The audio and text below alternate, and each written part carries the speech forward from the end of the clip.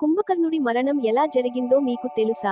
కుంభకర్ణుడి విజృంభణ చూసి హనుమంతుడు రంగంలోకి దిగాడు. హనుమంతుడు కూడా తన రూపాన్ని పెంచి కుంభకర్ణుడికి దీటుగా నిలబడ్డాడు. హనుమంతుడు ఒక పెద్ద పర్వత శిఖరాన్ని పెకిలించి కుంభకర్ణుడిపై విసిరాడు. ఆ దెబ్బకు కుంభకర్ణుడు కాస్త గాయపడి నెత్తురు కక్కుకున్నాడు. కోపోద్రిక్తుడైన కుంభకర్ణుడు తన చేతిలో ఉన్న శూలంతో భారీ గద లాంటి ఆయుధం హనుమంతుడిపై బలంగా కొట్టాడు. కుంభకర్ణుడి శూలపు పోటుకు హనుమంతుడు ఛాతీపై దెబ్బతిని కొద్దిసేపు తూలిపోయాడు.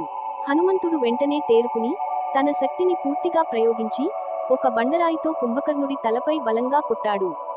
ఆ దెబ్బకు కుంభకర్ణుడు నెత్తురు కక్కుకుని మరింత ఆగ్రహానికి లోనయ్యాడు. కుంభకర్ణుడిని ఆపడం సాధ్యం కాదని గ్రహించిన సుగ్రీవుడు అతనితో పోరాడి చివరికి కుంభకర్ణుడి చేతికి చిక్కి బందీ అయ్యాడు. హనుమంతుడు ఇతర వానర వీరులందరూ శక్తి వంచన లేకుండా పోరాడినా కుంభకర్ణుడి బలానికి తట్టుకోలేకపోయారు.